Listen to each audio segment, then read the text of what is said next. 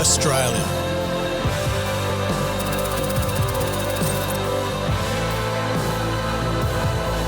A land of extremes. And the stories of those who discovered the secrets of the Australian continent and made this land great are worth telling. So join me as I recount and retrace the footsteps of Australia's greatest stories on Australia Rediscovered with Ricko.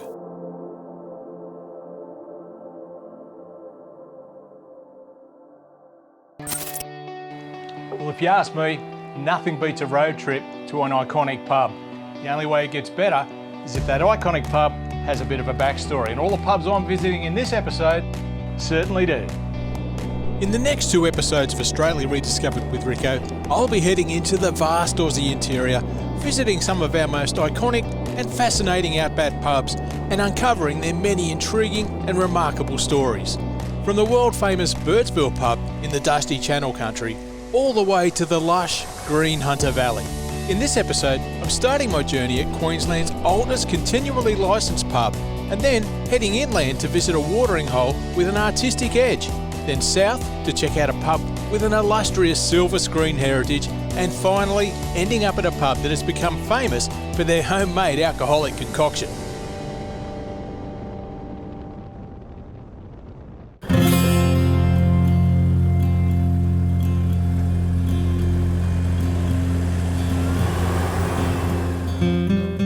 The Aussie Outback Pub has long held a prominent place in our history and the formation of our national identity. The iconic image of a hard-working farmer, drover, shearer or a bushie leaning against the bar with a cold beer in his hand, sharing a yarn with his mates after a long day in the heat and dust has been burned into our nation's psyche. And it's an image that has been immortalised in countless movies, from The Sundowners and The Shirley to Paperback Hero and, of course, Crocodile Dundee. Australia has a reputation of being a nation built on the legacy of alcohol. And while that may seem somewhat of an exaggeration, it's actually not that far from the truth. Alcohol's always played a pretty strong part in early colonial history here in Australia. Some of the first troops were actually paid with rum. They went on to be known as the Rum Corps. Then of course we had the Rum Rebellion, and then sly grog shops started showing up, and eventually we ended up with licensed hotels.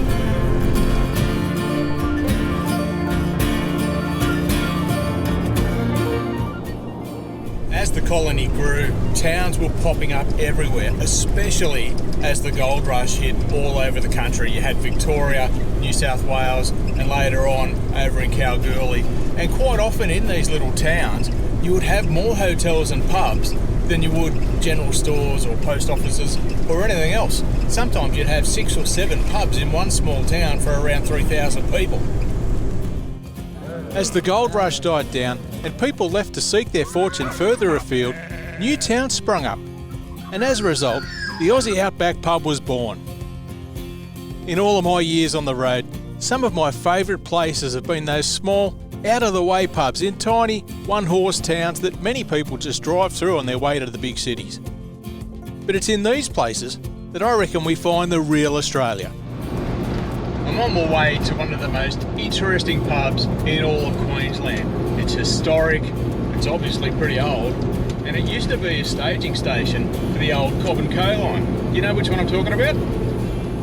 Nindigully Pub. Known nowadays as a top place to stop for a feed and for their free campsite by the Moonee River, Nindigully is just 45 kilometres east of the Queensland town of St George on the Carnarvon Highway. Nindigully Pub was back in the day a changeover station for the Cobb and Co coaches, transporting both passengers and mail throughout Queensland. In January 1866, the first Cobb and Co coach service in Queensland began operating between Brisbane and Ipswich. By 1902, Cobb and Co ran 42 coaches throughout the state, covering a distance of nearly 8,000 kilometres. But as the motor car became more common, travelling by coach became less desirable, and by 1924, the company had ceased operating their coach routes. A welcome watering hole nowadays, Nindigully actually has a far different origin story compared to most outback pubs at the time. What started out as a shearing shed back in the day on Nindigully Station has since turned into the oldest licensed pub in the original premises, in the original place in all of Queensland, and nowadays it's an icon. Standing out from the crowd is a must if you're wanting to draw passing traffic and thirsty travellers into your pub. And Nindigully has struck on a unique idea that makes sure they won't be forgotten in a hurry. The road train burger, coming in at a whopping 5 kilos, has seen plenty of people try to take on the mammoth meal, but not many have succeeded. With heaps of other massive meals available, I'd like to try them all, but to be honest, I reckon I'm going to struggle to finish this one. I tell you what, I'm willing to give it a go though.